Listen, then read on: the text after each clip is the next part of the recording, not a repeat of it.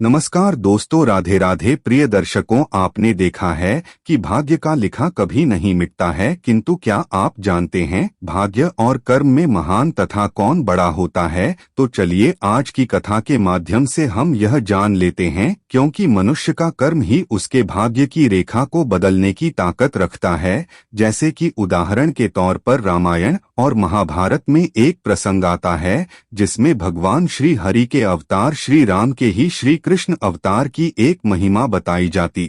यह उस समय की बात है जब भगवान श्री कृष्ण कंस मामा का वध करके अपने माता पिता देवकी और वासुदेव को कारागृह में मिलने गए। तब की है, माता देवकी ने श्री कृष्ण से पूछा है, मेरे लाल कृष्ण, तू ही तो इस संसार का पालन करने वाला है, फिर भी अपनी माता से मिलने के लिए तूने कुल 14 वर्ष लगा दिए, बताओ तुमने ऐसा क्यों किया? मित्रों, तब मंद मुस्कान के साथ श्री कृष्ण बोले, हे माता, कृपया आप मुझे क्षमा करें, अपितु भाग्य के लिखे की डोर तो मनुष्य के कर्मों पर ही निर्धारित होती है। माता, मैं तो आपको कष्ट देना नहीं चाहता था, किंतु आपके पूर्व जन्म के कर्म ने ही इस विलंब को बनाया है। तब देव की माँ ने कहा, पुत्र, मैं कुछ समझी नहीं, मुझे इसे विस्तार से कहूँ। तब श्री कृष्ण बोले, हे माँ, आप ही तो मेरे पूर्व जन्म में माता कैकेयी थी और पिता श्री वासुदेव ही महाराज दशरथ थे। जिस प्रकार आपने मुझे 14 वर्षों के लिए वनवास में भेजा, ठीक उसी प्रकार भाग्य ने आपको मुझसे दूर रखा है।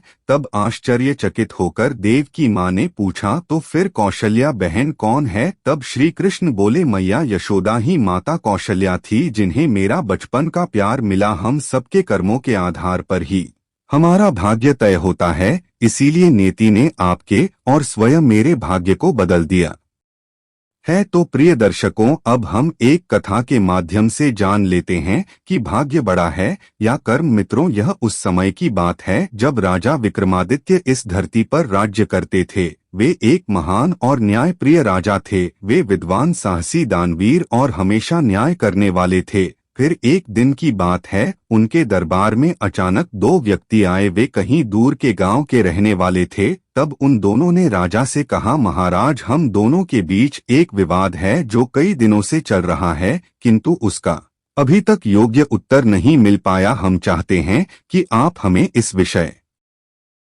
में उचित न्याय दे। महाराज, हम दोनों आपके पास आपकी विद्वान की चर्चा सुनकर आए हैं। मित्रों, तभी उनमें से एक कहता है, महाराज, मैं कहता हूँ कि कर्म बड़ा है, क्योंकि प्राणी जिस प्रकार के कार्य करता है उसे उसी के अनुरूप फल मिलता है। और तभी दूसरा व्यक्ति कहता है कि महाराज, मैं कहता हूँ किस्मत अर्थात मनुष्य का भाग्य बड़ा होता है, क्योंकि मनुष्य चाहे कितने ही प्रयास कर ले, होता तो वही है जो उसके भाग्य में लिखा होता है। महाराज, अब आप ही हमें बताएं, क्या कर्म बड़ा है या भाग्य? मित्रों, उन दोनों व्यक्तियों के इस प्रकार के विवाद को देखकर महाराज विक्रमादित्य भी अब अचरज में पड़ गए। राजा विक्रमादित्य ने दोनों की बातों को गहराई से सुना और उनके प्रश्न की गंभीरता को समझा, तथा उन्होंने अपनी अंतर्दृष्टि से महसूस किया कि इस प्रश्न का उत्तर देने के लिए केवल विशेष तर्क और दर्शन की आवश्यकता है, बल्कि व्यक्तिगत अनुभव का भी महत्वपूर्ण योगदान होगा। वे कुछ समय के लिए विचार मग्न हो गए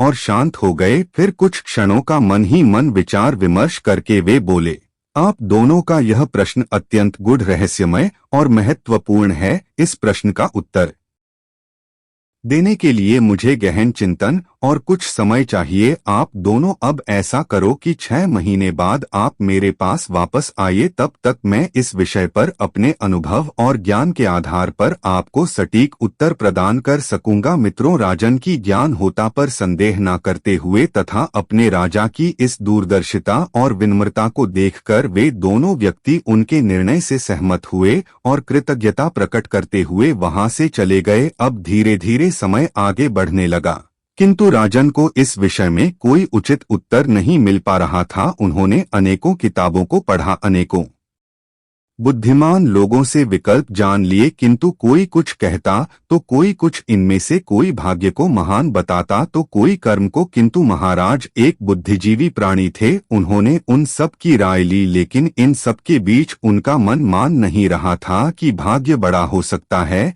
या मनुष्य का कर्म। अब तो इस विषय के विचार में उनकी रातों की नींद ही उड़ गई, वे अब गहन सोच में डूब गए। मित्रों, फिर एक दिन की बात है, राजा विक्रमादित्य को इस सवाल का सही उत्तर खोजने के लिए अपने व्यक्तिगत अनुभवों को समृद्ध करने की आवश्यकता महसूस हुई। तब उन्होंने अपने राज्य का कार्यभार राज्य के सेनापति और मुख्य महामंत्री के हाथों में सौंप दिया और कहा, महामंत्री आप अपने ज्ञान से तथा सर सेनापति आप अपनी शक्ति के बल पर इस राज्य की सेवा करो। अब मैं कुछ समय के लिए वनवास में जाऊंगा और इस समस्या हल ढूंढकर वापस आऊंगा। अपने राजा की इस बात पर सहमति जताते हुए राजा के परिवार और मंत्री गणों से हामी भर दी। फिर अगले दिन जल्दी सुबह उठकर महाराज अपनी पहचान छिपाकर एक आम व्यक्ति के रूप में यात्रा पर निकल पड़े। उन्होंने एक गुप्त तरीके से भेष बदलकर जाने की योजना बनाई और इसके बारे में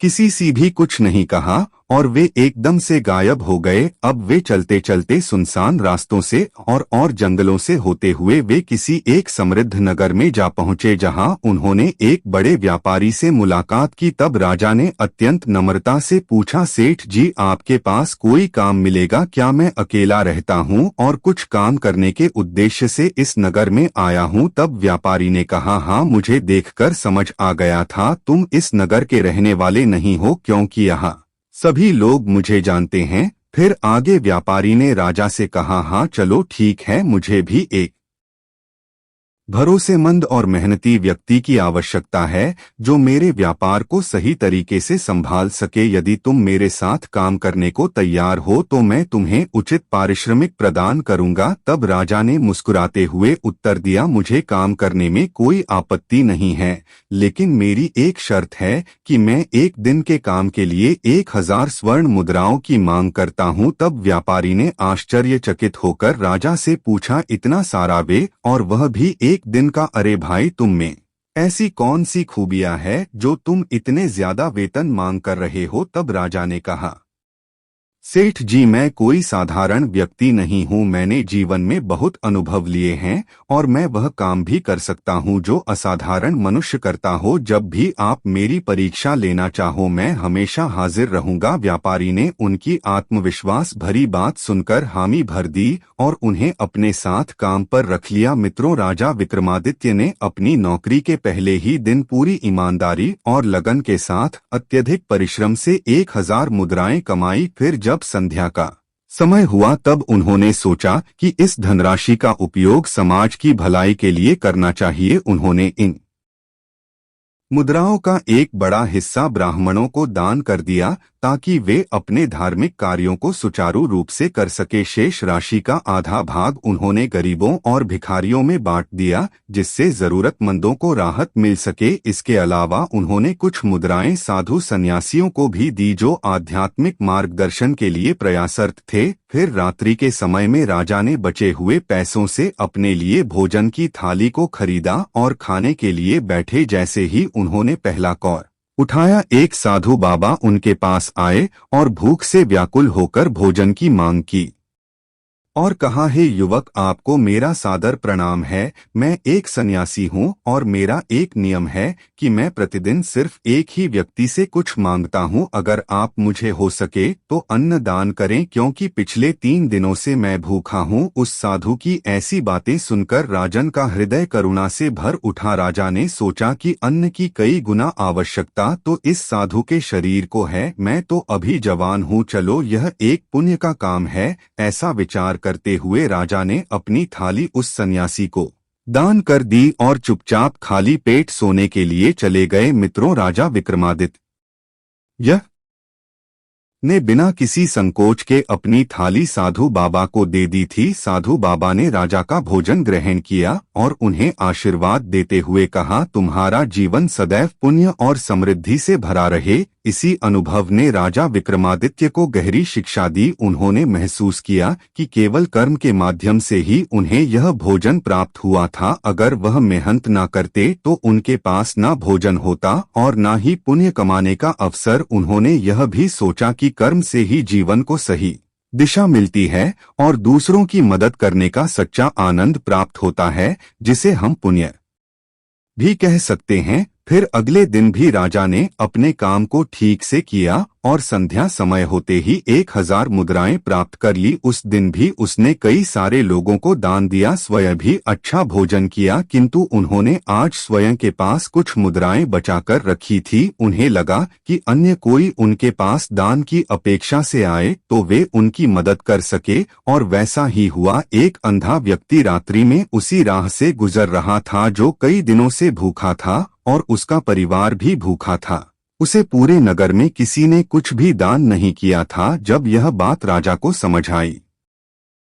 तो उन्होंने बिना किसी संकोच के उसे बचत में रखा हुआ सारा धन उस अंधे व्यक्ति को दान दे दिया। अब तो मेहनत की कमाई का दान करने से राजा को बहुत आनंद मिला। राजन सोच रहे थे, मैं अगर अच्छे कर्म ही करूंगा तो क्या मेरे भाग्य में कुछ अच्छा हो सकता है। यही सोच लिए राजा उस दिन भी बड़े आनंद के साथ सो गए। फिर अगले दिन भी कुछ ऐसा ही हुआ। राजा को दान करते देख लोगों की भीड़ बढ़ने लगी। अब उन लोगों में कुछ मतलबी लोग भी शामिल हुए जो मौज करने के उद्देश्य से दान में धन पाना चाहते थे। तभी राजा के सेठ ने कहा, विक्रम, तुम अपना सब कुछ कमाई दान करते हो, यह बात तो बहुत अच्छी है, किंतु तुम्हारे दान का सदुपयोग हो रहा है या नहीं यह भी तुम्हें जान लेना चाहिए, क्योंकि गलत हाथों में गया हुआ दान तुम्हें पुण्य की जगह पाप देगा, ऐसा बुजुर्गों ने कहा है। यह बातें सुनकर राजा भी चिंता में पड़ गए और उन्होंने एक कीब निकाली कि अब वह लंगड़े, अपाहिज और जिन्हें ज्यादा धन की आवश्यकता हो उन्हें ही वे दान करेंगे। मित्रों, फिर अगले दिन एक विचित्र घटना होती है।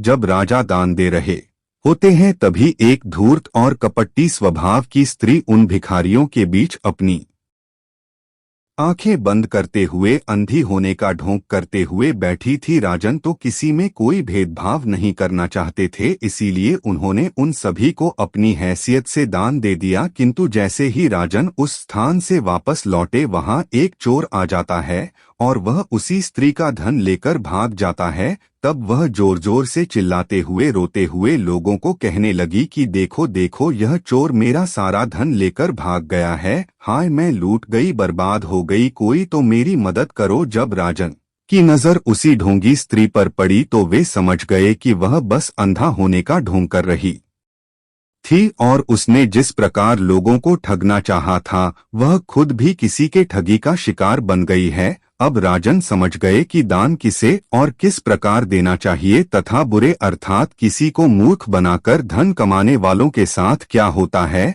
अब इसी प्रकार से राजन के कुछ दिन उसी नगर में बत गए। फिर एक दिन इसी बीच व्यापारी ने राजा से कहा, अरे विक्रम, सुनो तो, अब तुम्हें मेरे साथ विदेश यात्रा पर चलना होगा। हमें समुद्र पार जाना है, मुझे अब नए शहर में व्यापार करना है। तब राजा विक्रमादित्य सहमत हो गए और व्यापारी के साथ समुद्र यात्रा पर निकल पड़े। उस व्यापारी की बड़ी सी नाव पर उन्होंने सारा सामान लाद दिया और वे सभी नई शुरुआत के करने के लिए निकले। इस यात्रा के दौरान समुद्र शांत था, लेकिन कुछ ही दिनों में अचानक एक भयंकर तूफान आ गया, जिसे देखकर जहाज पर मौजूद लोग भयभीत हो गए और स्थिति को संभालने के लिए उपाय सोचने लगे, क्योंकि किनारा वहां से अभी काफी दूर था। तब राजन और सेठ ने उसी जगह पर रुकने का निर्णय लेते हुए कहा, चलो अब यहीं अपना लंगर डाल देते हैं और तूफान के शांत होते ही हम आगे बढ़ते हैं। उन्होंने वह रात वहीं बिताई। अगली सुबह समुद्र के शांत होने के बाद उन्होंने आगे बढ़ने की ठानी, किंतु तभी व्यापारी ने चिंता भरे स्वर में कहा, लंगर नहीं उठ रहा, हमें इसे उठाने के लिए कोई उपाय चाहिए। यदि हम इसे नहीं उठा पाए तो जहाज डूब सकता है। राजा विक्रमादित्य ने शांत चित्त होकर स्थिति का आकलन किया और बोले मैं यह काम कर सकता हूँ, और उन्होंने पूरी ताकत से तथा अपनी विवेक बुद्धि से पानी में उतरकर लंगर में अटके हुए घास को निकाल दिया और फिर से लंगर उठाने की कोशिश की। यह एक कठिन कार्य था, लेकिन उनके अद्भुत परिश्रम और साहस से उन्होंने जहाज को स्थिर करने में सफलता प्राप्त की। जैसे ही जहाज तूफान से बाहर निकला और जब राजन जहाज पर चढ़ने का प्रयास कर रहे थे, तभी एक बड़ी लहर के कारण जहाज की लकड़ी टूटकर राजा के हाथ में आ गई। इस अप्रत्याशित दुर्घटना के कारण राजा विक्रमादित्य समुद्र में ही गिर गए और तेज हवाओं के कारण जहाज तेजी से उनसे कई दूर चला गया। मित्रों, किंतु होने को तो कुछ और ही करना था। जैसे ही राजन से वह नाव दूर चली गई, वैसे ही और एक बड़ी तूफानी लहर ने उस नाव को ही अपना शिकार बना लिया और राजा के देखते ही देखते वह पानी में डूब गई। अब शायद ही उस नाव में कोई जिंदा बचकर निकल पाया हो। वहीं दूसरी ओर राजन यह नजारा बस गंभीरता से देखते ही रह गए और कुछ भी नहीं कर पाए। उन्होंने सोचा कि शायद मेरे अच्छे कर्मों के कारण मेरे भाग्य ने ही मुझे इस विपत्ति से बचाया होगा, और उन्होंने ईश्वर का धन्यवाद किया। फिर वे उसी लकड़ी के एक टुकड़े का सहारा लेकर तैरते तैरते एक निर्जन टापू पर पहुंच गए। इस टापू पर पहुंचने के बाद उन्होंने चारों ओर का जायजा लिया और देखा कि वहां घने जंगल और कुछ जंगली जानवर थे। उन्होंने अपने साहस और बुद्धिमत्ता का परिचय देते हुए भोजन और आश्रय की व्यवस्था की। टापू पर रहते हुए उन्होंने महसूस किया कि हर परिस्थिति में धैर्य और प्रयास से समाधान ढूंढा जा सकता है। यह अनुभव उनके जीवन की एक और प्रेरणादायक घटना बन गया। जब वे वहां से आगे बढ़े तो वे किसी अनजान नगर में जा पहुंचे। अब वहां उन्होंने और एक विचित्र घटना को देखा कि वहां की प्रजा अत्यंत निराश और चिंतित थी। तभी राजा विक्रमादित्य ने एक बुजुर्ग व्यक्ति से पूछा, यहाँ के शोक और चिंता का कारण क्या है? तब उस बुजुर्ग ने उत्तर दिया, महाराज, हमारी राजकुमारी का भाग्य अत्यंत दुर्भाग्यपूर्ण है। हमारे यहाँ के कुछ ज्योतिषियों ने भविष्यवाणी की है कि आज रात ठीक मध्य रात्रि के समय पर एक जहरीले सांप के काटने से उसकी मृत्यु हो जाएगी। मित्रों, उस बुजुर्ग के मुख से ऐसी विचित्र बातें सुनकर राजन दंग रह गए और अन्य लोगों से भी यह सुनकर राजा विक्रमादित्य गंभीर हो गए और नगर के राजा से भेंट की। उन्होंने नगर के राजा से कहा, महाराज, यदि आप मेरा सुझाव माने तो मैं आपकी इस समस्या का समाधान कर सकता हूँ। तब इस नवयुवक को देखते हुए उस नगर के राजा ने हाथ जोड़कर विनम्र से कहा, महानुभाव, अगर आपकी कृपा से ही हमारी यह समस्या सुलझ सकती है, कृपया जो उचित समझे वह कार्य अवश्य करें। पारितोषिक के नाम पर उचित इनाम भी दूंगा। यह मेरी इकलौती बेटी है। राजा विक्रमादित्य ने सुझाव दिया कि राजकुमारी को तुरंत दान पुण्य और समाज सेवा के कार्यों में संलग्न किया जाए। उन्होंने कहा, पवित्र कार्य और दान से भाग्य को बदला जा सकता है। राजकुमारी को गरीबों को भोजन, वस्त्र और धन वितरित करना चाहिए। इससे न केवल उसकी आत्मा को शांति मिलेगी बल्कि ईश्वर भी उसकी रक्षा करेंगे। तब राजा के कहे अनुसार उस नगर के राजा ने तुरंत इस पर अमल किया और राजकुमारी ने अपने गहने और धन का उपयोग करते हुए निर्धनों की सहायता करनी शुरू कर दी। वह अनाज, कपड़े और अन्य आवश्यक सामग्री बांटने लगी। इसी दौरान एक घटना घटी। राजकुमारी ने देखा कि एक सांप और नेवला आपस में भयंकर लड़ाई कर रहे थे। सांप घायल था और नेवले की भी जान खतरे में थी। उसने तुरंत सिपाहियों को बुलवाकर नेवले को बचाने का आदेश दिया और घायल सांप को अपने महल लाकर उपचार करवाया। राजकुमारी ने सांप के घावों पर औषधि लगाई और उसे दूध पिलाया। सांप ने उसकी इस करुणा को महसूस किया और स्वस्थ होते ही उससे बोला, हे देवी, आपने मेरे प्राणों की रक्षा की है, मैं आपका आभारी हूँ। आपने जिस दयालुता और सहानुभूति का परिचय दिया है वह अतुलनीय है। मैं आपको आशीर्वाद देता हूँ कि आपकी आयु लंबी हो और आपका जीवन हर प्रकार के संकट से मुक्त रहे और आपको किसी भी संकट का सामना न करना पड़े। मैं एक इच्छाधारी नाग हूँ और मेरा आशीर्वाद कभी खाली नहीं जा सकता है। तभी मध्य रात्रि का समय हो जाता है और जो सांप राजकुमारी को काटने के लिए आया था, जब उसने अपने पिता और गुरु को ही राजकुमारी के पास पाया तो उसने उन दोनों को नमस्कार किया। उसके बाद राजकुमारी को आशीर्वाद देते हुए वह दोनों वहां से चले गए। मित्रों, यह सब देखकर राजा विक्रमादित्य ने सोचा कि जब तक व्यक्ति स्वयं कर्म नहीं करता तब तक भाग्य भी उसका साथ नहीं देता। उन्होंने यह अनुभव किया कि कर्म और भाग्य एक दूसरे के पूरक हैं। राजा विक्रमादित्य के कहने पर नगर के राजा ने राजकुमारी से दान और पुण्य के कार्य करवाए। राजकुमारी ने निर्धन, भूखे और असहाय लोगों के बीच अनाज, वस्त्र और धन का वितरण किया था। जब वह पूरी रात बीत जाती है